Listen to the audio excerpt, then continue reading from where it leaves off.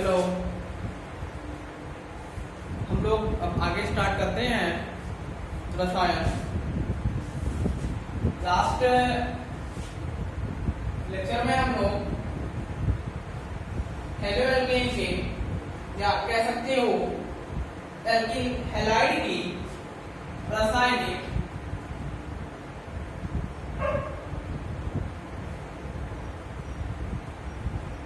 अभिक्रियाओं को चालू करने जा रहे हैं। तो इसमें हमें सर्वप्रथम हेलो एल्केन की रासायनिक अभिक्रियाओं को यहां पर का हम हमारे चैप्टर में हमें दो चीज पढ़नी थी, एक हेलो एल्केन और एक हेलो एरीन। ठीक, तो अभी हम रासायनिक अभिक्रिया हेलो एल्केन की पढ़ेंगे, इसके बाद हम हेलो एरीन की पढ़ेंगे। ठीक, तो फिलहाल अभी हम पहले इसको पढ़ेंगे, दूसरे नंबर पे इसकी रासायनिक अभिक्रियाओं को पढ़ेंगे। तो इसमें पहली जो हमने कैटेगरी ली थी वो क्या थी? नाभिक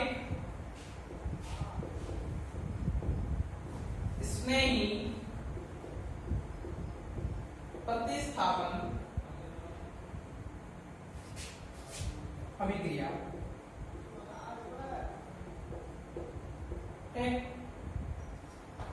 दूसरी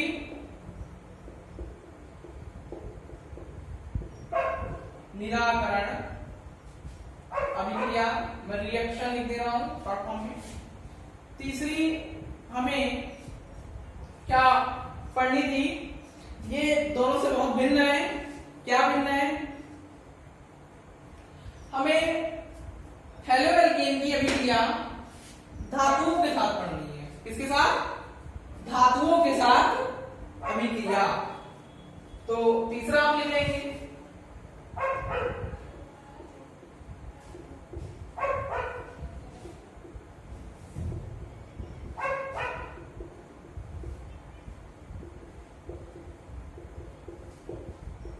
धातुओं के साथ अभिक्रिया। तो नाभिक स्नेही प्रतिस्थापन अभिक्रिया से हम चालू करते हैं। नाभिक रागी, नाभिक स्नेही, नाभिक रागी लिख लीजिए। प्रतिस्थापन अभिक्रिया से हम चालू करते हैं। तो प्रथम हेडिंग हमारी पड़ेगी नाभिक स्नेही प्रतिस्थापन अभिक्रिया। ठीक, तो अभी दोनों बाद में देखेंगे। पहले हम नाभिक स्नेही प्रतिस्थापन अभिक्रिया को देख लेते हैं। नाभिक स्नेही प्रतिस्थापन अभिक्रिया का मतलब समझना पहले कि नाभिक स्नेही प्रतिस्थापन अभिक्रिया में बेसिकली होता क्या है। देखो, नाभिक स्नेही प्रतिस्थापन अभिक्रिया हम हेलो एल्केन के लिए पढ़ रहे हैं, यानी कि RX। सपोज कर लो मैं एक उदाहरण ले रहा हूं, R का एक CH3 हो गया, एल्केन ग्रुप। X के लिए मैं चलो Cl ले रहा हूं, ये हेलोजन हो गया। ठीक, अब इस क्लोरीन की वजह से इस कार्बन पर क्या आएगा? आंशिक धनावेश। अब इसकी अभिक्रिया हमको पढ़नी है। कैसी? नाभिक स्नेही प्रतिस्थापन। तो हम सपोज कर लेते हैं कोई नाभिक स्नेही है, न्यूक्लियोफाइल, जिसको क्या कहते हैं? न्यूक्लियोफाइल। नाभिक स्नेही है, न्यूक्लियोफाइल। उसकी अभिक्रिया हम एल्केन हैलाइड के साथ, हेलो एल्केन के साथ करा रहे हैं।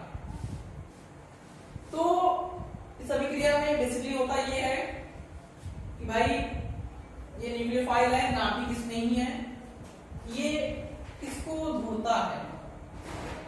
प्लस को। तो ये कहां पहुंचेगा? कार्बन के पास, क्योंकि ये क्या है? नाभिक से स्नेह करने वाला। नाभिक मतलब धन, धन से स्नेह करने वाला, जो धन, जिसका धन चिन्ह हो, तो ये इसके पास आके अटैक करेगा, ठीक। और अब देखो भाई, जब ये इसके ऊपर अटैक करेगा तो क्लोरीन को यहां से निकलना पड़ेगा और हमारा नया उत्पाद क्या बन जाएगा,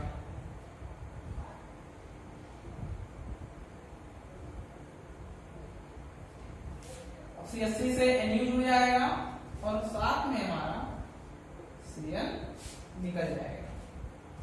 Cl क्या हो जाएगा, निकल जाएगा। तो देखो नाभिक स्नेही प्रतिस्थापन, क्या देखो इसमें यही चीज हो रही है, देखो क्या इसमें वही चीज हो रही है। देखो इस अभिक्रिया का नाम नाभिक स्नेही प्रतिस्थापन क्यों दिए, क्योंकि नाभिक स्नेही की वजह से इस कार्बन के ऊपर अटैक हो रहा है और क्लोरीन का प्रतिस्थापन, हैलोजन का प्रतिस्थापन किसी न्यूक्लियोफाइल से हो रहा है, क्योंकि क्लोरीन की जगह आके बेसिकली लग कौन रहा है, न्यूक्लियोफाइल लग रहा है ना, कौन सा, नाभिक स्नेही न्यूक्लियोफाइल, तो जिसका न्यूक्लियोफाइल कहते हैं, नाभिक स्नेही कहते हैं। तो इसको डायरेक्ट हम NU से करते हैं, नाभिक स्नेह को डायरेक्ट NU से करते हैं, तो ये हमारा प्रोडक्ट बन जाता है। लेकिन अब नाभिक स्नेही को हमें पढ़ने के लिए दो बातें समझनी होंगी, इसमें दो स्टेप आता है, एक आता है SN1 और एक आता है SN, जैसा कि मैंने आइडिया लास्ट लेक्चर में ही दे दिया था, SN1 और SN2, ठीक। तो SN1 और SN2 को हम समझते हैं। नाभिक स्नेही क्या है, नाभिक स्नेही के लिए हम कोई उदाहरण आपको दे देते हैं, जैसे कि सपोज कर लो हमको दे दिया जाए कि हेलो एल्केन के साथ सोडियम हाइड्रोक्साइड की अभिक्रिया करा रहे हैं NaOH, तो इसमें नाभिक स्नेही कौन होगा, देखो NaOH किसमें टूटेगा, Na+ OH-, तो एक तरीके से अटैकिंग रिएजेंट कौन हो गया, नाभिक स्नेही कौन हो गया, यही तो हो गया ना, क्योंकि जो ऋणात्मक, जिसके ऊपर ऋण आवेश होगा वही तो नाभिक स्नेही होगा, तो ये क्या होगा, नाभिक स्नेही। अगर मैं दोनों में देखूं तो ये तो नाभिक स्नेही है नहीं, ये क्या है, ये इलेक्ट्रॉन स्नेही है, इलेक्ट्रॉन राइगी, ये नाभिक राइगी है। तो NaOH अगर हम ले लें तो उसमें बेसिकली न्यूक्लियोफाइल काम कौन करेगा, OH। मैं एक उदाहरण और ले लेता हूं,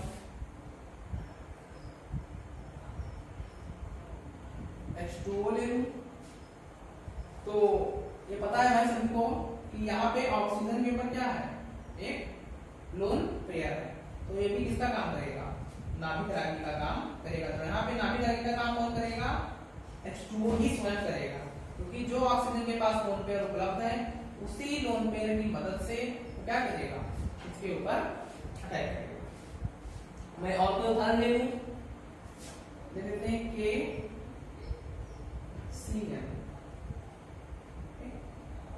कौन सा ग्रुप है, पोटेशियम, पोटेशियम Cn, कभी ना कभी तो बिल्कुल Cn सुना होगा, याद करो, सोचो,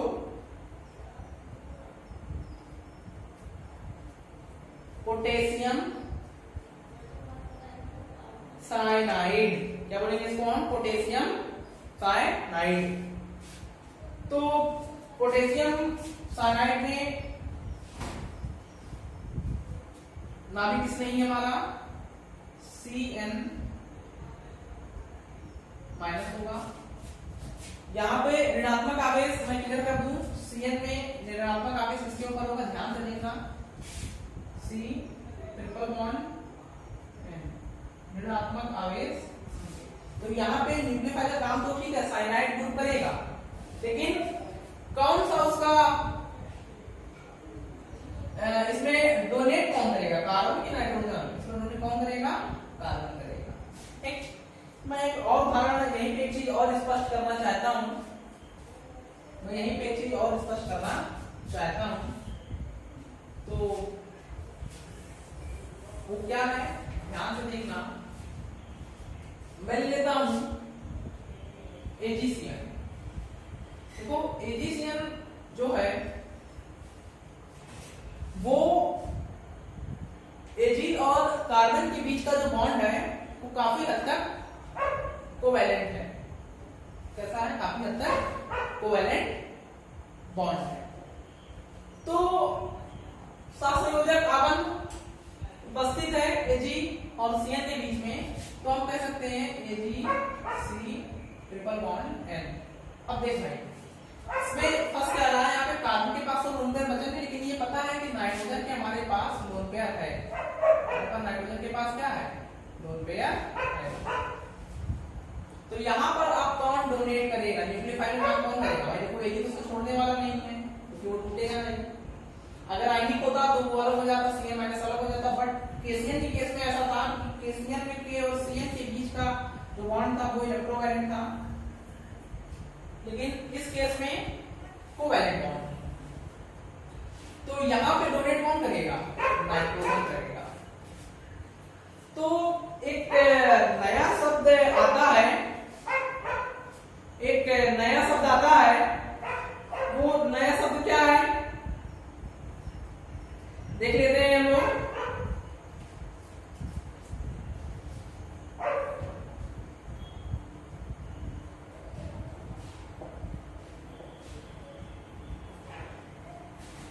उभयदंती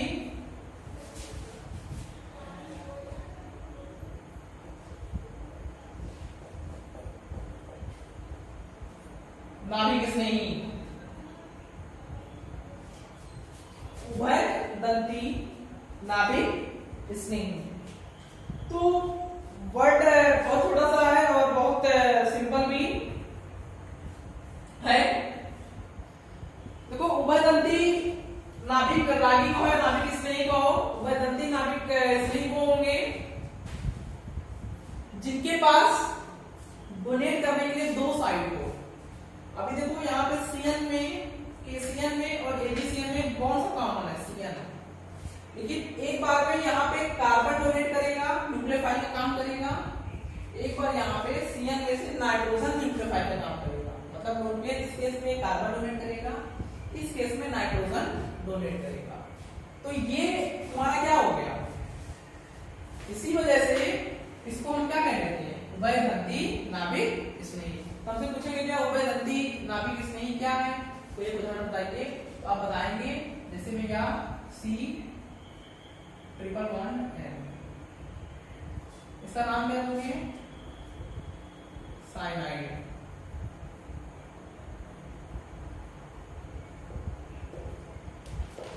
साइनाइड ग्रुप। तो साइनाइड ग्रुप आप करोगे कि हमारा उभयदंती नाभिक स्नेही है, क्योंकि एक बार ये कार्बन से डोनेट कर सकता है और इसके पास दो ऑप्शन डोनेट करने के, तो कार्बन या तो नाइट्रोजन। ठीक, नाइट्रोजन वाला केस कैसे देखोगे? नाइट्रोजन वाला केस देखो ऐसे बनेगा, आप इस बॉन्ड को इसके ऊपर प्लस, इसके ऊपर माइनस की, मतलब ये बॉन्ड इसके ऊपर तोड़ दो, इसके ऊपर प्लस आएगा तो कार्बन के ऊपर से माइनस हट जाएगा और एक माइनस इसके ऊपर आ जाएगा। तो अब डोनेट कौन करेगा इस केस में? ये करेगा नाइट्रोजन। इस केस में कौन कर रहा था? कार्बन। तो इसलिए ये कौन होगा? साइनाइड तुम्हारा क्या हो गया? नाभिक स्नेही। कैसा नाभिक स्नेही? उभयदंती। ठीक,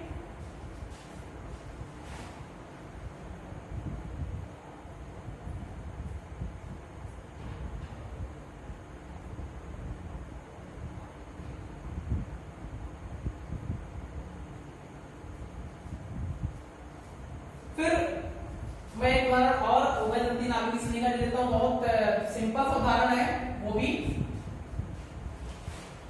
बहुत सिंपल उदाहरण है। क्या है वो?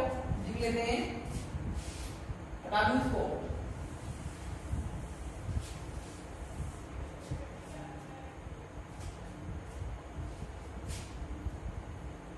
वो उदाहरण तुम्हारा ले लो NO2, ले लो NO2।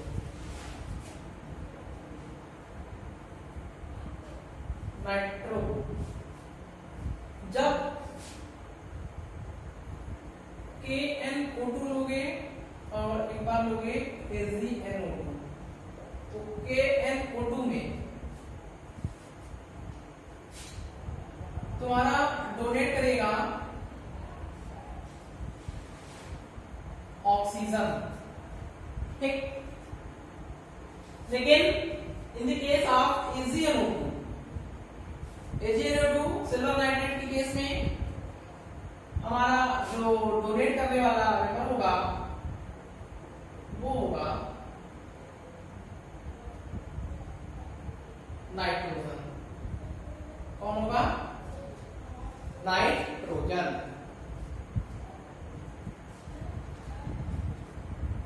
ठीक।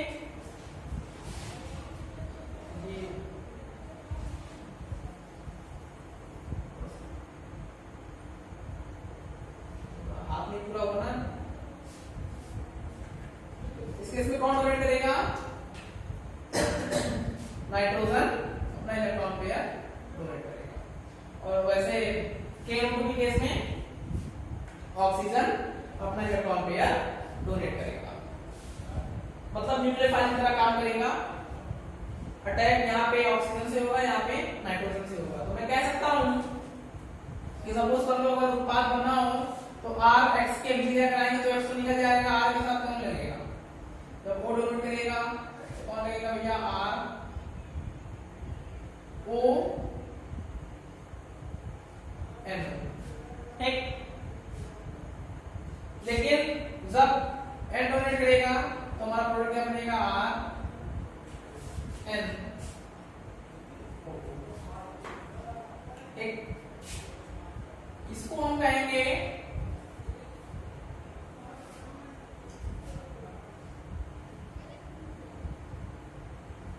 Alkyl nitride. क्या कहेंगे? Alkyl nitride. मैं तो लिख देता हूं एल्किल नाइट्राइड। जब ये डोनेट करेगा तो इसका नाम क्या देंगे?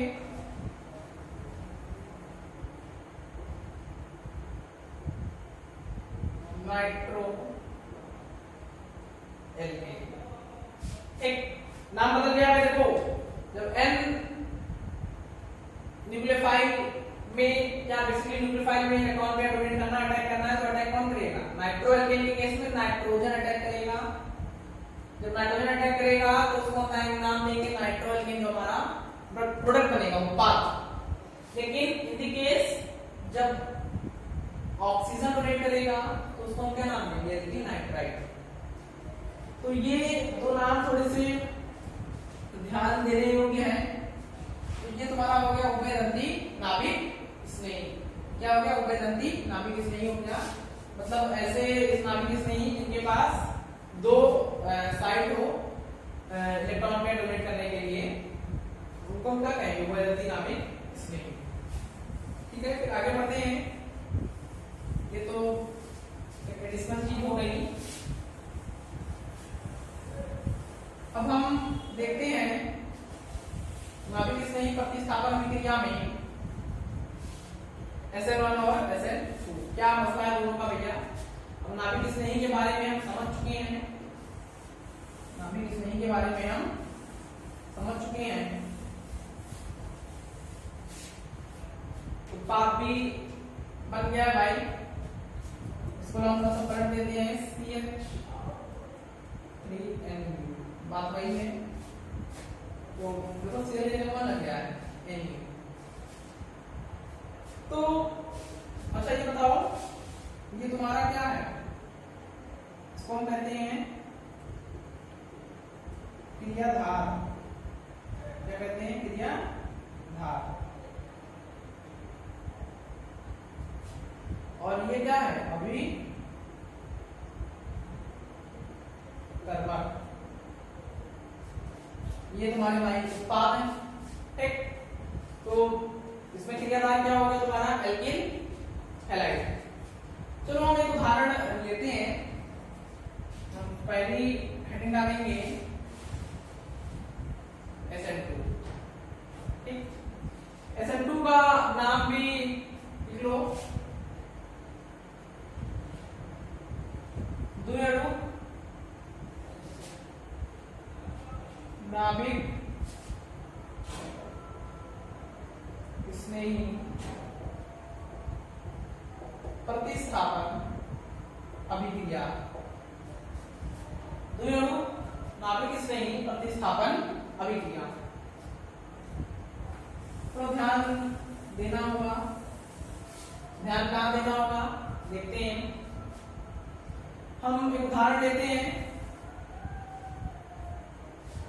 सीधे हम उदाहरण से स्टार्ट करते हैं, बेहतर समझ में आएगा।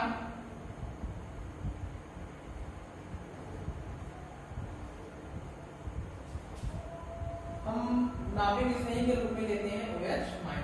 अब ये OH- हमें कहाँ से मिल रहा है ये बहुत मैटर नहीं करता है, वो NaOH से भी, सोडियम हाइड्रोक्साइड से भी मिल सकता है ये, क्योंकि सोडियम हाइड्रोक्साइड में सोडियम का तो कोई काम नहीं है, हाइड्रोक्साइड का ये काम है। क्योंकि ये अभिक्रिया हम क्या पढ़ रहे हैं, नाभिक स्नेही प्रतिस्थापन। तो जो भी अभिक्रिया का कारक है वो क्या है, नाभिक स्नेही। अगर नाभिक स्नेही ना होता तो ये अभिक्रिया ना होती, यानी कि Cl ना निकलता ना यहाँ पे आके नाभिक स्नेही जुड़ता। तो ये मत कहना कि सोडियम का कोई काम नहीं। हाँ देखिए, एल्किल हैलाइड की अभिक्रिया पढ़ रहे हैं, ये बॉन्ड तुम्हारा कैसा है, ध्रुवित हो गया है। तो किससे कौन जुड़ा हुआ है, क्लोरीन। जो हम पहले डिस्कस कर चुके हैं कि एल्किल हैलाइड में जो बॉन्ड होता है हाइड्रोजन और कार्बन के बीच का, वो कैसा होता है, ध्रुवित होता है। तो ध्रुवित होने के कारण इसमें नाभिक स्नेही कार्बन के ऊपर धन आवेश होता है, तो इस वजह से नाभिक स्नेही की नजर हमेशा उसके ऊपर रहती है। किसके ऊपर, हेलो एल्केन के ऊपर। ठीक, तो अब हम थोड़ा सा विचार करेंगे। भाई देखो यहाँ पे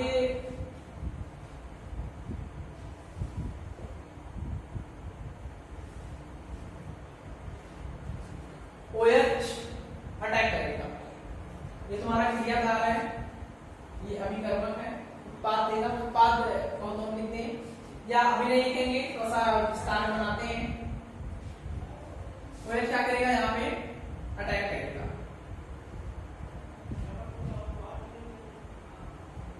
अब देखो भाई, कार्बन की वैलेंसी 4 होती है, कार्बन 4 हाथ से ऊपर नहीं बना सकता है, यह सभी को पता है। मैं बहुत सरल भाषा में बोल रहा हूँ कि कार्बन 4 हाथ से ऊपर नहीं बना सकता है, क्योंकि उसके पास वैकेंट डी ऑर्बिटल नहीं होते हैं, वो सेकंड पीरियड का है, वो द्वितीय आवर्त का है। जिस वजह से ये बातें कुछ नहीं महत्वपूर्ण होंगी, क्योंकि 12 में हो तो अब ये सब के समय नहीं खराब कर सकते हैं हम लोग। यदि किसी को कहीं दिक्कत है तो वो आप जरूर हमसे पूछ लीजिएगा, ग्रुप में पूछ लेना या प्राइवेट पूछ लेना, आप कमेंट सेक्शन में भी डाल सकते हो। तो OH क्या करेगा, कार्बन के ऊपर अटैक करेगा। तो अटैक करने का मतलब ये है, मैं थोड़ा सा हाइड्रोजन को रेफर करता हूं।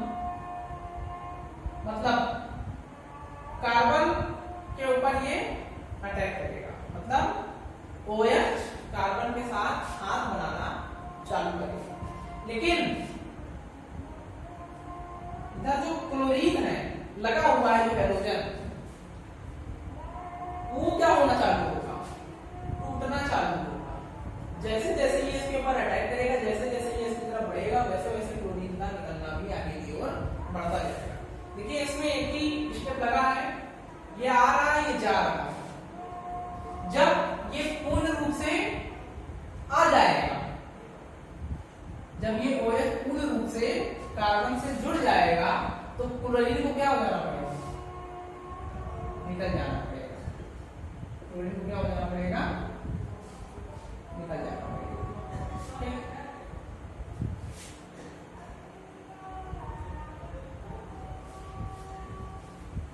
देखो ऐसा ही हुआ। लेकिन इसमें एक खास बात क्या आपको समझनी है, एक खास बात ये है इसमें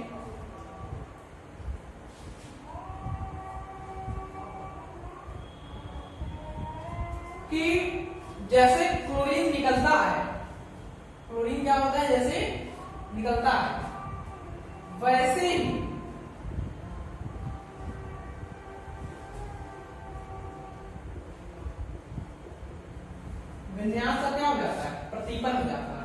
देखिए एक तरीके से समझ लो, छाता लिए लो, छाता लिए तो छाता कैसे होगा, ऐसे तो होता है, हम लोग लगाए छाता, छाता तो उसके लिए हम लोग लगाए हैं, ठीक। तो भाई अपने को ढकने के लिए छाता ऐसे ही होता है। खूब तेज आंधी है, तेज क्या है, आंधी। कई बार ऐसा होता है कि उड़ने लगता है तो हम पकड़ लेते हैं, लेकिन वो छाते की जो ऊपर का घेरा होता है वो क्या होता है, पलट जाता है। तो अभी जो नीचे की ओर डायरेक्शन क्या हो जाती है, ऊपर की ओर हो जाती है। तो देखो यहाँ पे भी ऐसा ही कुछ होगा, OH जैसे जैसे कराएगा, उससे जैसे जैसे जाएगा वैसे ये तीनों एज जो इधर की तरफ थे वो तीनों एज उधर की तरफ थे। देखो जैसे जैसे OH का अटैक होता है कार्बन पे वैसे वैसे Cl निकलता है और इस कार्बन के अराउंड विन्यास का प्रतिपल हो जाता है। देखो इमेजिन करो, छाता था ऐसे था छाता, और जब आंधी आई तो क्या हो गया, ऐसे था वो ऐसे हो गया, पलट गया ना। इसी को क्या कहते हैं, विन्यास का प्रतिपल। तो SN2 क्रिया में क्या होता है, विन्यास का प्रतिपल हो जाता है। एक बात थोड़ी सी और समझना, OH नाभिक स्नेही क्या कर रहा है, यहाँ पे अटैक कर रहा है, नाभिक स्नेही यहाँ पे आके अटैक कर रहा है। और अटैक करने में देखो कठिनाई कब होगी, नाभिक स्नेही को रास्ता एकदम साफ होना चाहिए, नाभिक स्नेही सामने से नहीं जा सकता है, ये बात पक्की है, पीछे से ही जाएगा। लेकिन सपोज कर दो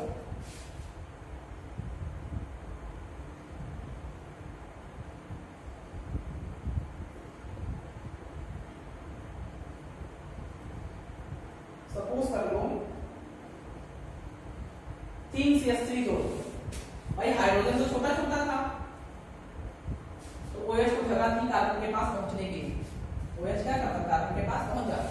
अब लेकिन कैसे ग्रुप लग रहे, भारी भरकम ग्रुप, कैसे ग्रुप लग रहे, भारी भरकम ग्रुप। अब इधर अपना क्लोरीन ने दबदबा बनाया, इधर अपना 3 CH3 मिलके क्या कर रहे हैं, कार्बन को घेरे हुए चारों तरफ से। अब OH आना चाहे तो किधर से आए, अब नाभिक स्नेही अटैक भी करना चाहिए, दिख रहा है पॉजिटिव है, इसके ऊपर क्या है, आपसे धना बेस है, इसके ऊपर आपसे ऋणा बेस है, नाभिक स्नेही का अगर कार्बन के ऊपर है लेकिन जगह ही नहीं है।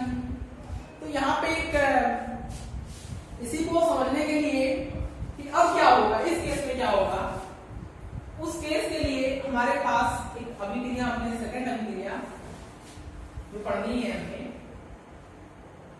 पढ़नी है SN1 अभिक्रिया,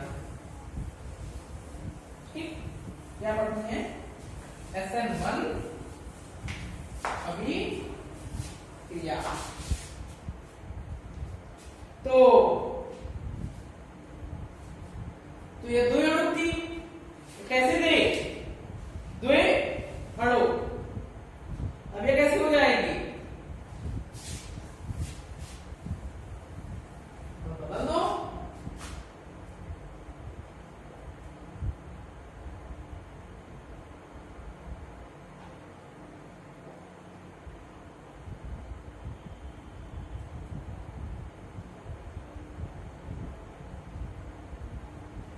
एकाणविक कैसी हो जाएगी, एकाणविक।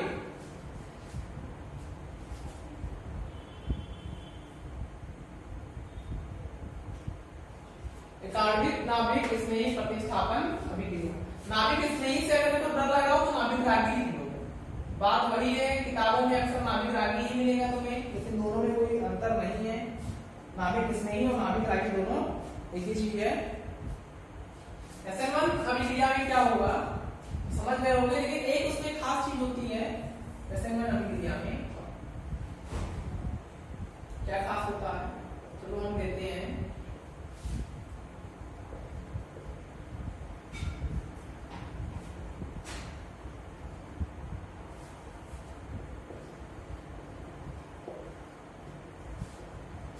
देखो भैया यहाँ पे रिएक्शन होने की एक ही कंडीशन समझ में आ रही है, देखो क्या कंडीशन समझ में आ रही है कि क्लोरीन अगर यहाँ से है, क्लोरीन यहाँ से स्वयं इस कार्बन को छोड़ के हट जाए, तो भाई क्लोरीन को क्या करना है, किसी तरीके से हटाना है, तो भैया तो आराम से जब ये निकल जाएगा तो कार्बन प्लस आएगा और जाके तुरंत इसके ऊपर क्या करेगा, अटैक करके एक बंध का निर्माण कर देगा। वही तो क्या हो जाएगा, हमें उत्पाद मिल जाएगा। लेकिन भैया ऐसा क्यों करेगा क्लोरीन? क्लोरीन को हमें लुभाना पड़ेगा। क्या लुभाना पड़ेगा? जिस माध्यम में हम करा रहे हैं उस विलयन में हमको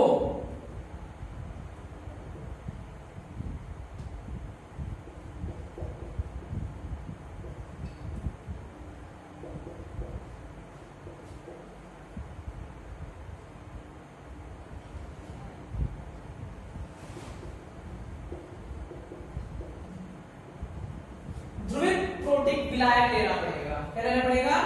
ध्रुवित प्रोटिक विलायक। अब भैया ये ध्रुवित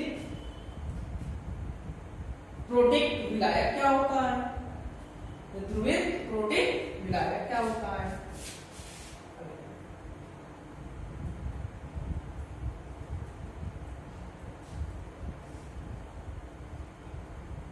ध्रुवीय प्रोटिक विलायक क्या होता है? देखो भैया ध्रुव से तो क्लियर है, ध्रुव से क्लियर है कि क्या प्लस माइनस होना चाहिए। ध्रुव सुनते ही क्या समझ जाओ कि प्लस माइनस आ गया। प्रोटिक, प्रोटॉन, क्या? प्रोटॉन, प्रोटॉन मतलब क्या? धन। विलायक मतलब ध्यान से समझना, ऐसा विलायक जिसमें क्या उपस्थित हो? प्रोटॉन। क्या उपस्थित हो? प्रोटॉन। मतलब प्रोटॉन, मैक्सिमम प्रोटॉन उपस्थित हो। मेरे कहने का मतलब ये है कि ऐसे विलायक की उपस्थिति होनी चाहिए जो प्रोटिक नेचर का हो। प्रोटिक मतलब क्या? जो किसी ऋणात्मक चिन्ह वाले आयन को अपनी तरफ आकर्षित कर सके, अपनी तरफ आकर्षित कर सके।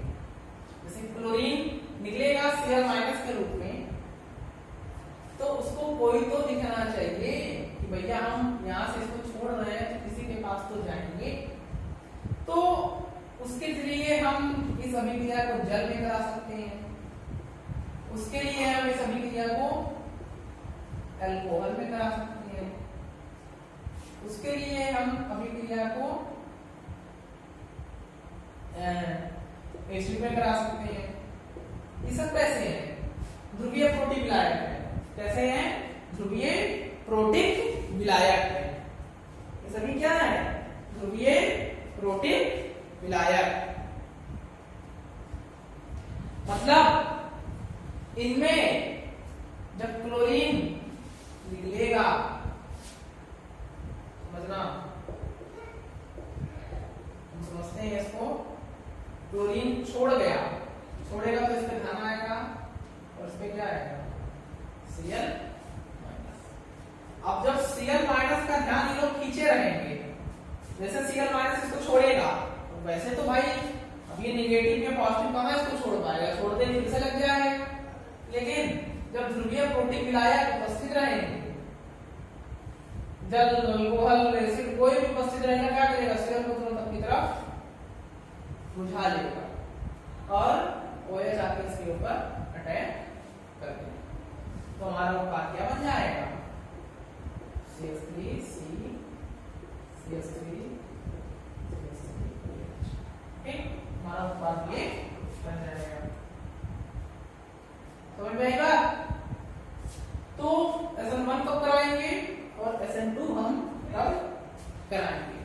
तो देखो भाई SN2 में हमारा कोई इंटरमीडिएट नहीं बन रहा था। इंटरमीडिएट कहने का मतलब है कि डायरेक्ट अटैक हुआ, डायरेक्ट निकला और उत्पाद बन गया, ठीक। लेकिन इस केस में एक हमारा इंटरमीडिएट बन रहा है, तो क्या है? ये धनायन। कौन सा धनायन? कार्ब धनायन। कार्ब धनायन इंटरमीडिएट के रूप में यहाँ पर हमें मिल रहा है।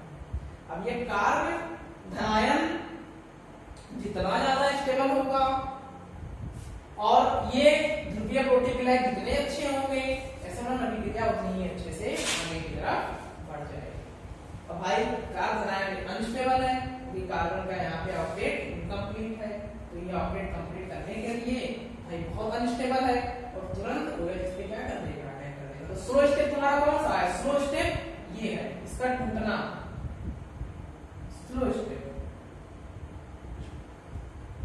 टूटना। Cl का क्या टूटना, क्या है तुम्हारा स्लो स्टेप। यही एक स्टेप है जो धीरे धीरे होगा, क्योंकि तो भाई Cl को जल्दी से वहां से भगाया नहीं जा सकता है। इसको हम कहेंगे अवशिष्ट समूह। हम इंग्लिश में इसको कह देते हैं लीविंग ग्रुप, लीविंग ग्रुप, छोड़ के जाने वाला। SN2 में भी वही लीविंग ग्रुप था, छोड़ के कौन गया था? Cl आया था, वो मतलब कोई भी हैलाइड हो। तो ये क्या कहते हैं? अवशिष्ट समूह। स्लो स्टेप क्या है? अवशिष्ट समूह का निष्कासन, मतलब कार्बोनाइल का बनना। कार्बोनाइल जैसे बनेगा, ये स्टेप तो बहुत फास्ट है, ये स्टेप जो है वेरी फास्ट। कौन सी? ये वाली स्टेप वेरी फास्ट है, ये वाला स्टेप जो है स्लो। क्लोरीन का जाना बहुत स्लो है, OH का आगे कार्बोनाइल पे अटैक करना बहुत फास्ट है। बिल्कुल समझ पा रहे होंगे, क्योंकि यहाँ पे अनस्टेबल की तरफ जा रहा है, यहाँ पे स्टेबल की तरफ जा रहा है। तो जो चीज अनस्टेबल की तरफ जाएगी वो धीरे धीरे जाएगी, और जो चीज स्टेबिलिटी की तरफ जाएगी वो तुरंत हो जाएगी। ठीक, तो उत्पाद हमारा क्या बन जाएगा? चलो भैया, तो SN1 हो गया, SN2 हो गया, SN1 हो गया और SN2 हो गया। थोड़ा सा हम दोनों में कंपैरिजन कर लेते हैं कि SN1 और SN2 में हमें क्या चीजें देखनी है।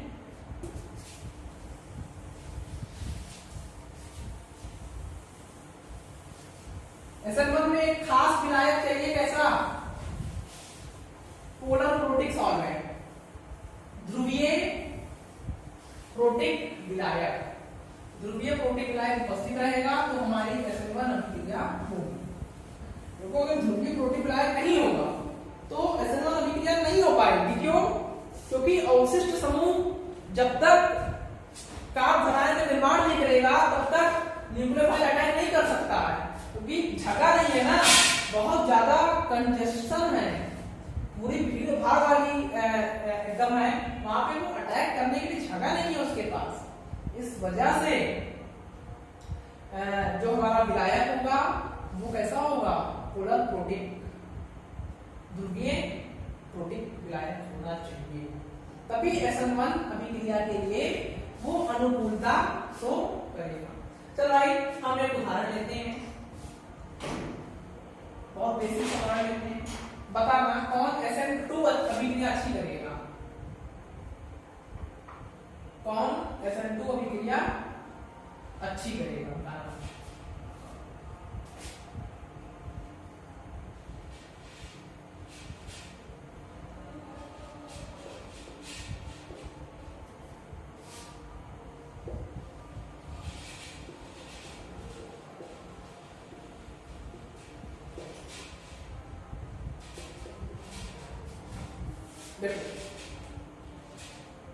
ऐसा ना समझ में आ रहा तो ऐसे कर दें, दो वेस्टर्न लिख के दो वेस्ट लगा दें। ठीक, तो देखो SN2 अभिक्रिया इसमें अच्छे से होगी। देखो SN2 अभिक्रिया में क्या होता है? न्यूक्लियोफाइल आके अटैक करता है, न्यूक्लियोफाइल आके क्या करता है? नाभिक आके, नाभिक स्नेही है, नाभिक कार्बोनाइल स्नेही क्या आके पीछे से अटैक करता है। तो भाई कहां पे लगेंगे? यहाँ पे इस कार्बन पे 2 CH3 है और यहाँ पे कार्बन पे 1 CH3। ज्यादा आसानी से SN1 SN2 कहाँ होगी? पहले में, और उससे कम दूसरे में। और वही मैं पूछूं, मैं कौन ले लूं, इसी में आगे बढ़ा दूं?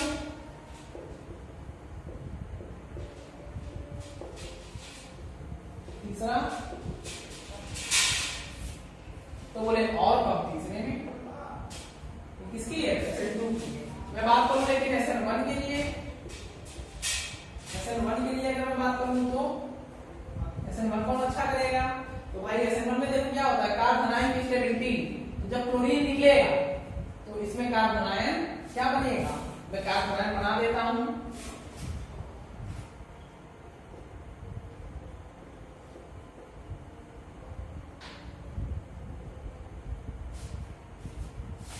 यहाँ पे बनेगा, इस वाले केस में बनेगा कार्बन आयन, से निकलेगा, लिविंग ग्रुप अवशिष्ट समूह छोड़ेगा।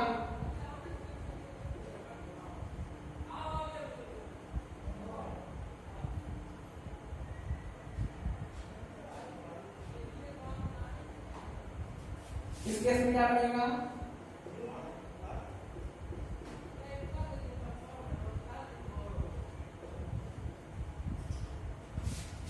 ठीक। तो कार्बन आयन ये, कार्बन आयन ये, तो भाई सभी को पता है कि सबसे ज्यादा इन तीनों में अधिक स्थायी कौन है, तीसरे नंबर वाला। तो भाई जो अधिक स्थायी होगा वही तो उसी को जल्दी अवशिष्ट समूह छोड़ेगा। तो कार्बन आयन जितना ज्यादा स्थायी बनेगा अवशिष्ट समूह उतना ही जल्दी वहां से निकलेगा। तो तीसरा उसके नंबर पे, क्योंकि दूसरा यहाँ पे 2 मैथिल ग्रुप है, यहाँ पे 3 मैथिल ग्रुप है, यहाँ पे 1 ही मैथिल ग्रुप है। तो 3 फिर 2 फिर 1। तो ये पूछा जाए कि ऐसे नंबर अभिक्रिया कौन अच्छी करेगा, तो तीसरे नंबर पे, उससे थोड़ा कम, दूसरे सबसे कम 1।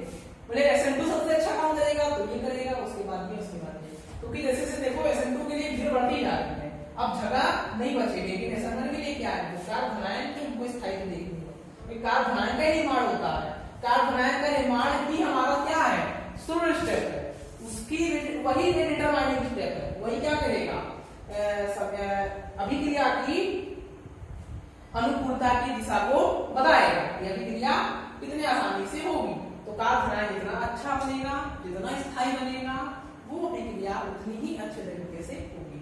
तो तीसरे वाले केस में सबसे स्टेबल कार्बन आयन है, दूसरे में उससे कम और पहले में सबसे कम। इसलिए SN1 तीसरे की सबसे अच्छी होगी, दूसरे की उससे कम और पहले की उससे कम। ठीक, दैट्स ऑल। ये तुम्हारा SN2 हो गया और SN1 हो गया। इन दोनों को मैंने थोड़ा बहुत आपको समझा भी दिया। उदाहरण करेंगे हम लोग, बिल्कुल करेंगे, क्वेश्चन करेंगे मतलब। लेकिन अब इसके आगे हमें अभी क्या पढ़ना है, ये तुम्हारी हो गई नाभिक रायनिक प्रतिस्थापन। दूसरी अभिक्रिया हमें पढ़नी है। दूसरी अभिक्रिया हमको क्या पढ़नी है,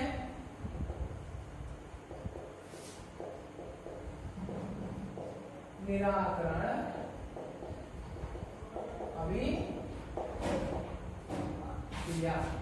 निराकरण अभिक्रिया।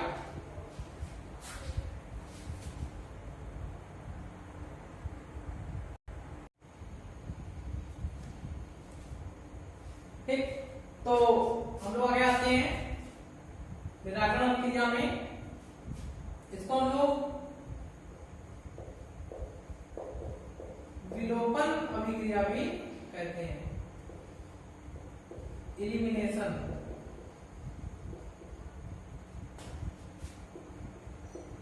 एलिमिनेशन अभिक्रिया, निराकरण अभिक्रिया का विलोपन अभिक्रिया का एलिमिनेशन रिएक्शन को हम बाकी से क्या एक ही है।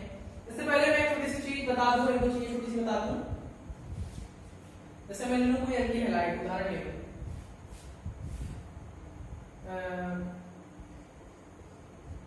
एक्स यहाँ पे कोई भी हाइड्रोजन होगा, भाई हाइड्रोजन लगा के हाथ पूरे कर दे रहा हूं।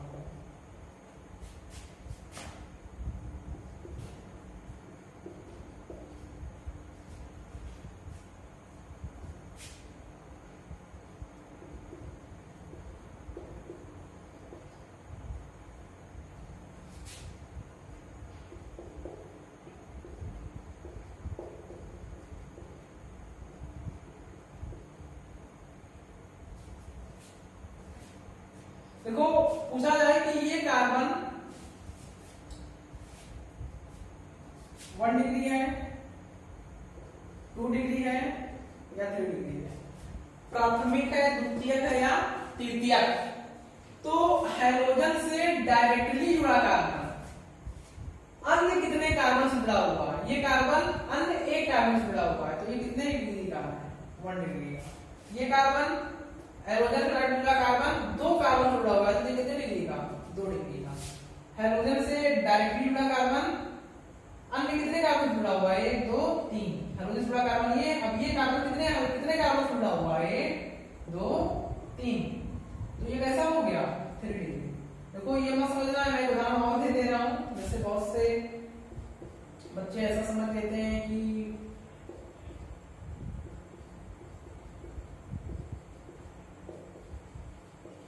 पर ये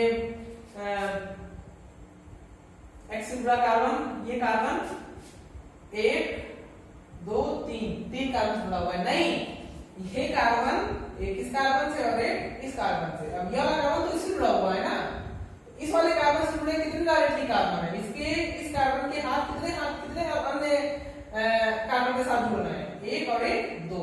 तो ये किस डिग्री का है? ये कार्बन 2 डिग्री का आएगा। ये तुम्हारा 3 डिग्री, ये तुम्हारा 2 डिग्री, ये तुम्हारा 1 डिग्री। ये तो होगी बेसिक चीज। देख लो, नोट कर लो। एक और शब्द आता है, ये तुम्हारा SN2 में काम करता है। एक शब्द और क्या आता है? निराकरण अभिक्रिया में एक और चीज आती है। देखो समझो, इसमें होता ऐसा है कि हम एक ऐसे एल्डिहाइड हाइड को लेते हैं जिसमें बीटा हाइड्रोजन उपस्थित हो। इसको लेते हैं ऐसे एल्डिहाइड को जिसमें बीटा हाइड्रोजन उपस्थित हो। तो बीटा हाइड्रोजन क्या होता है? सपोज कर लो CH, ठीक। और एक हाइड्रोजन मतलब 2 बार, अब 2 बार इसके खाली है, 2 बार खाली देखा आपको कुछ नहीं होगा। एक हाइड्रोजन जोड़ूंगा, 2 3 और 1 एक्स हाइड्रोजन से डायरेक्टली जुड़ा carbon alpha carbon, alpha carbon के बाद जुड़ा कार्बन बीटा कार्बन। ऐसा बीटा कार्बन। और बीटा कार्बन से जुड़ा हाइड्रोजन बीटा हाइड्रोजन। तो विलोपन अभिक्रिया में बोला जाता है कि पोटेशियम हाइड्रोक्साइड का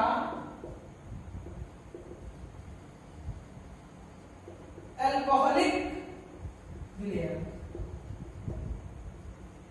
यदि हम ले लें, क्या पोटेशियम हाइड्रोक्साइड का यदि हम अल्कोहलिक विलयन ले लें, या हम कह सकते हैं कि अल्कोहलिक KOH ले लें, तो इस केस में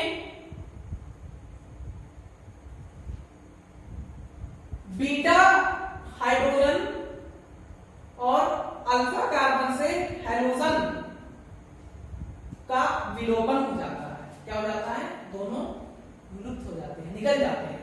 तो अब क्या बचता है? C, इससे हाइड्रोजन निकल गया, यहां से क्या निकल गया? हाइड्रोजन निकल गया, और यहां से X निकल गया। तो दोनों कार्बन पर एक एक हाथ की कमी आ गई, और उसको हम क्या कर देते हैं? 2 बॉन्ड बना देते हैं। तो किसका निर्माण हो जाता है? एल्कीन का निर्माण हो जाता है। लेकिन एक चीज समझनी है, जब अल्कोहलिक KOH होता है तो इस केस में हमारे पास बेस होता है। वो बेस क्या करता है? इस हाइड्रोजन पे अटैक करके हाइड्रोजन को निकाल देता है, हाइड्रोजन को निकाल देता है। अभी बॉन्ड कार्बन के ऊपर टूटता है, फिर ये इसके ऊपर डायरेक्टली मैं कह सकता हूं ये बॉन्ड यहां आता है और ये निकल जाता है। तो देखो ये निकल गया, ये निकल गया, और डबल बॉन्ड का फॉर्मेशन हो गया। तो बेस हाइड्रोजन को निकाल देता है, और हाइड्रोजन जैसे निकलता है वैसे ही ये बॉन्ड यहां आके इस हाइड्रोजन को निकाल देता है। तो और हमारा उत्पाद क्या मिल जाता है? एल्कीन मिल जाती है। तो ये बड़ी इंपॉर्टेंट अभिक्रिया थी, बड़ी इंपॉर्टेंट अभिक्रिया थी। साथ में हमें क्या मिल जाता है? B के साथ H, हम क्या लिख सकते हैं? B, जो भी बेस हो हमारा। एक चीज इसमें हमें समझनी ये है, एक इसमें इंपॉर्टेंट बात बोली गई है, अगर एक से अधिक यदि किसी क्रियाधार में, इसको हम क्रियाधार बोलते हैं, इसको अभिकर्मक बोलते हैं, जो बेस है अभिकर्मक ये क्रियाधार। यदि किसी क्रियाधार में एक कार्बन से एक बेसिकली कह सकते हो एक से अधिक बीटा कार्बन, एक से अधिक बीटा कार्बन, तो मैं एक से अधिक बीटा कार्बन का उदाहरण ले लेता हूं, वहां से ज्यादा बेहतर समझ में आएगा तुम लोगों को। तो देखो ये अल्फा कार्बन, अल्फा कार्बन से जुड़ा कार्बन बीटा, तो अल्फा से जुड़ा कौन हो गया, अल्फा से जुड़ा कार्बन बीटा कार्बन, दो बीटा हो गए। चलो आप पूरा कर देते हैं, CH3 3 है तो H, 2 है तो H2, 2 है तो H2, यहाँ पे समझ में आ रहा है बेसिक चीज है। तो अब बात यह आती है कि हम हाइड्रोजन तो यहाँ से निकालेंगे, लेकिन हाइड्रोजन इस बीटा से निकालेंगे, हाइड्रोजन इस बीटा से निकालेंगे, तो उस केस में कहा यह गया हम वो एल्कीन का निर्माण करेंगे जिसमें कार्बन समूह पर उपस्थित एल्किल ग्रुप की संख्या अधिक हो, एल्किल ग्रुपों की संख्या अधिक हो। मैं बोल दे रहा हूं, देख लो, बोला ये क्या कि इनमें वो एल्किल मुख्य रूप से बनेगी, उत्पाद के रूप में हमें मिलेगी, जिसमें द्वितीय आबंधी कार्बन परमाणुओं पर आर समूहों की संख्या अधिक हो। आर मतलब क्या, एल्किल समूहों की संख्या अधिक हो। जैसा कि मैं उदाहरण लेके दिखा देता हूं तुम लोगों को, उदाहरण तो मतलब ले ही लिया हूं, बस थोड़ा सा इसको विस्तार रूप से समझाना है, बढ़ा दे रहा हूं रहेगा। और इंटरेस्टिंग क्वेश्चन है, इसमें बोल रहा है कि उत्पाद बताओ क्या बनेगा, ध्यान देना। H2 मतलब एक बार हम यहां से हाइड्रोजन निकाल रहे हैं और X यहां से निकाल रहे हैं, यहां का हाइड्रोजन बेस दे रहा है, वो बॉन्ड यहां जा रहा है, X निकल रहा है, तो उत्पाद के रूप में क्या बनेगा, H3C H2C CH HC लिख लो भैया, बात तो वही है, यार बात तुम लोग की वजह से आ जाती है कि कहीं गड़बड़ ना करो। CH ये बन गया, तब यहां से हाइड्रोजन निकलेगा। एक केस हम ले रहे हैं जब हाइड्रोजन यहां से निकल रहा है, तो हाइड्रोजन यहां से निकलेगा, तो अब यहां वाले से हमें कोई मतलब नहीं रहेगा। तो अब क्या करेंगे हम, CH3 CH2, ये भी CH2 पूरा पूरा रहेगा, यहां से निकला X, यहां से निकला H, एक 3 था, एक निकल कर 2 बचे।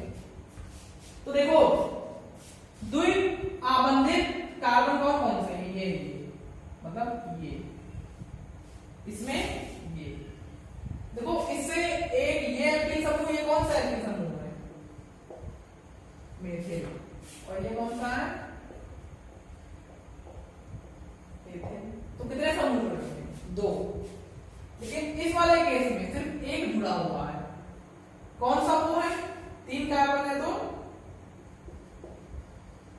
प्रोपेन समूह, कौन सा समूह, प्रोपेन।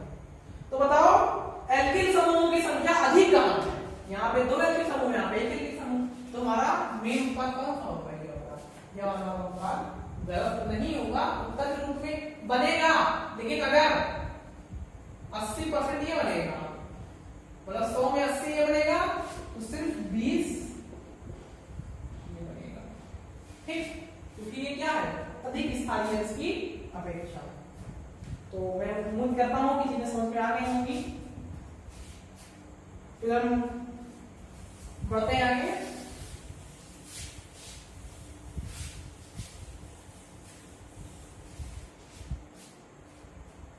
अब देखते हैं धातुओं के साथ अभिक्रिया, तीसरी,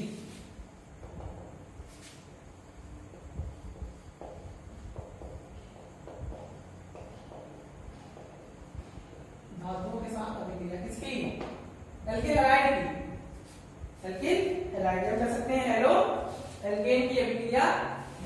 साथ। तो एक चीज समझना होगा, RX तुम्हारा एल्किल हैलाइड हो गया, इसकी अभिक्रिया हम धातु के साथ कराते रहे, सपोज कर रहे हैं Mg के साथ। जो मैं बताता हूँ मैं Mg क्यों लिया हूं, तो उत्पाद के रूप में हमें RMgS मिलेगा। मतलब मैं ये बोलता हूं जब हम एल्किल हैलाइड की अभिक्रिया किसी धातु के साथ कराते हैं तो हमें उसमें कार्बन धातु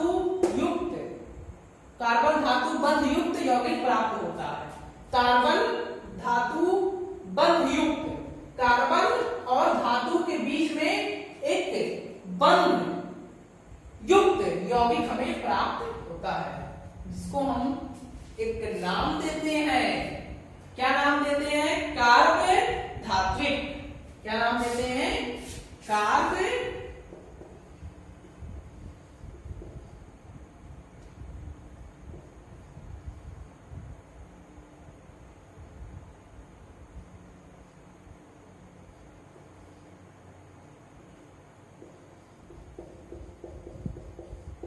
कार्ब धात्विक यौगिक।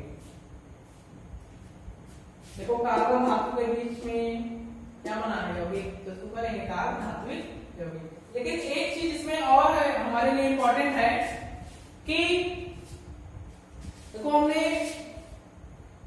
एल्किल हैलाइड की अभिक्रिया धातु के साथ कराई है, मैग्नीशियम धातु के साथ, और हमने क्या मिला RMgX।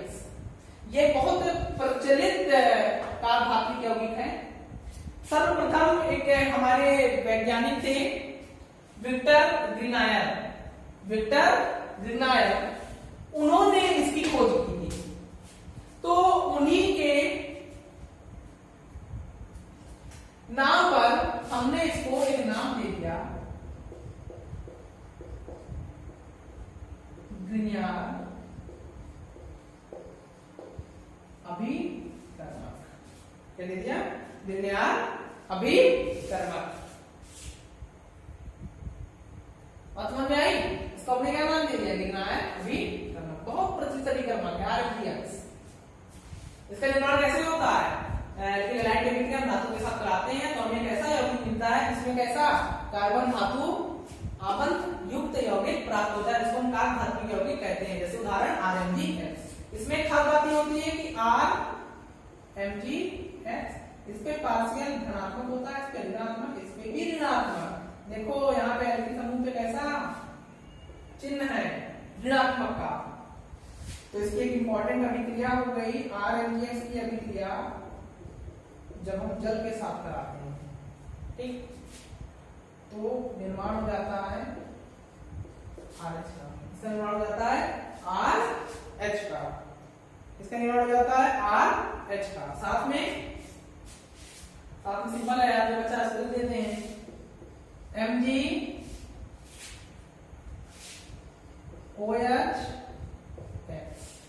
देखो भैया H2OH प्लस OH माइनस, तो R माइनस H प्लस को लेगा RH बना देगा, R माइनस की जगह OH माइनस आगे लग जाएगा MgOH। बैलेंस है Mg पे प्लस 2, OH पे माइनस 1, H पे माइनस 1, तो सब कुछ बैलेंस है। ये तुम्हारी हो गई ग्रीनायर अभिकर्मक की अभिक्रिया किसके साथ? जल के साथ। तो ये धातुओं के साथ अभिक्रिया भी हमारी हो गई। इसमें थोड़ी सी इंपॉर्टेंट अभिक्रिया आती है उड्स अभिक्रिया। कौन सी अभिक्रिया आती है?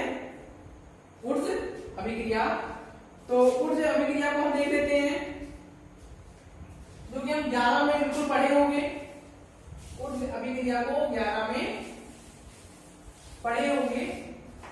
बहुत अच्छी अभिक्रिया है, बहुत फेमस अभिक्रिया है, एग्जाम में आती ही आती है, बहुत ज्यादा चांसेस है एग्जाम में आने की। उड्स अभिक्रिया है। उड्स अभिक्रिया में होता क्या है? एल्किल हैलाइड की अभिक्रिया हम सोडियम के साथ कराते हैं। किसके साथ? सोडियम के साथ शुष्क ईथर में, ड्राई ईथर में, शुष्क ईथर में, ड्राई ईथर में हम इसकी अभिक्रिया कराते हैं। हमें उत्पाद के रूप में जानते हो क्या मिलता है? हार। और यहाँ का X, यहाँ का Na(X) के रूप में निकल जाता है। तो हमें क्या मिल गया? एल्केन। क्या प्राप्त हो गया? एल्केन प्राप्त हो गया। देख लो,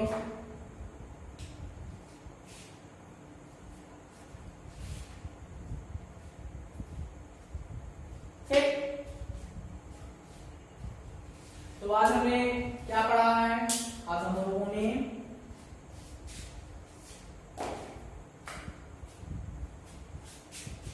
हेलो एल्केन की रासायनिक अभिक्रियाएं पढ़ी है। उसमें क्या, नाभिक प्रतिस्थापन अभिक्रिया SN1 दूसरी SN2 और दूसरी SN1। उन दोनों में थोड़ा सा डिफरेंस समझा है कि कब SN1 होगी कब SN2 होगी। SN1 में एक चीज इंपॉर्टेंट है, जो विलायक होना चाहिए, जिस माध्यम में अभिक्रिया करा रहे हैं वो माध्यम कैसा होना चाहिए? ध्रुवीय प्रोटिक विलायक होना चाहिए वो माध्यम। दूसरा हमने पढ़ा निराकरण अभिक्रिया, एलिमिनेशन रिएक्शन, विलोपन अभिक्रिया। उसमें क्या होता था? बीटा हाइड्रोजन को कौन ले जा रहा था? बेस। एक बेस बीटा हाइड्रोजन को ले जा रहा था, वो बॉन्ड अटैक कर रहा था और हाइड्रोजन निकल रहा था, वहां पे एल्कीन का निर्माण हो रहा था। और अगर यदि एक से अधिक जगह से पॉसिबिलिटी हो बीटा हाइड्रोजन निकलने की, तो हम वहां से बीटा हाइड्रोजन निकालेंगे जहां पे द्विअणिक कार्बनिक आबंध बने, जहां पे मैक्सिमम एल्किल ग्रुप हो। जैसा भी हमने उदाहरण लिया था, याद किया उसमें। फिर हमने क्या पढ़ा? धातुओं के साथ अभिक्रिया।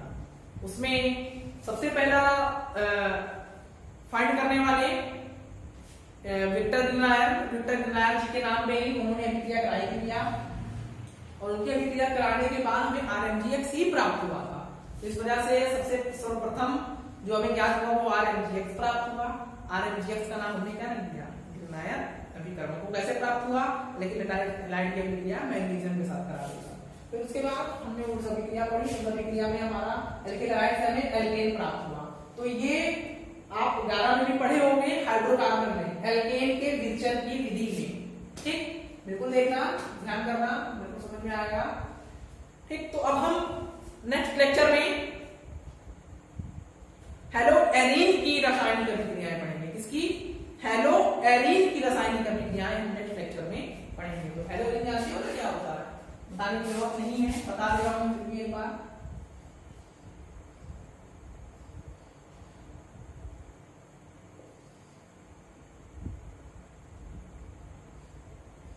ये तुम्हारा क्या होता है? हेलो एरीन की रासायनिक अभिक्रियाएं हम नेक्स्ट लेक्चर में पढ़ेंगे। और साथ साथ में इस हेलो एल्केन एवं हेलो एल्कीन, हेलो एल्केन एवं हेलो एरीन अध्याय पे कुछ प्रश्न का भी अभ्यास करेंगे, जिससे कि सारी चीजें समझ में आ जाए। एक छोटा सा काम भी तुम लोग को इसके एडिशनल में करना है। वो काम क्या करना है? वो काम ये करना है कि कक्षा 11 में हाइड्रोकार्बन चैप्टर पढ़ा होगा, एल्केन, एल्कीन, एल्काइन और बेंजीन पढ़ा होगा। बिल्कुल एल्केन, एल्कीन, एल्काइन और बेंजीन, उनके विचलन की विधियां पढ़ी होंगी, उनके भौतिक गुणधर्म पढ़े होंगे, उनकी रासायनिक अभिक्रियाएं पढ़ी होंगी। तीनों चारों की पढ़ी होंगी, एल्केन की भी पढ़ी होंगी, एल्कीन की भी पढ़ी होंगी, एल्काइन की भी पढ़ी होंगी और साथ में बेंजीन की भी पढ़ी होंगी। तो इन चीजों को हमें क्या कर लेना है? रिवाइज कर लेना है, अच्छे से दिमाग में बैठा लेना है, चीजों को याद कर लेना है, जिससे कि आगे हमें तकलीफ ना हो। क्योंकि हमारा बेस वहीं से बना था, वो अगर नहीं आएगा, उसमें अगर कहीं दिक्कत रह जाएगी तो थोड़ी बहुत दिक्कत यहाँ पर भी तुम्हें होगी। कुछ क्वेश्चन में दिक्कतें आएंगी। फिलहाल जो चीजें आ रही हैं वो मैं लगभग सारी चीजें कवर कर ले रहा हूँ। हो सकता है कुछ चीजें छूट जाती हूँ, तो आप बिल्कुल पूछ लीजिएगा। ठीक, तो फिर नेक्स्ट लेक्चर में हम आगे इसके बढ़ेंगे। Thank you.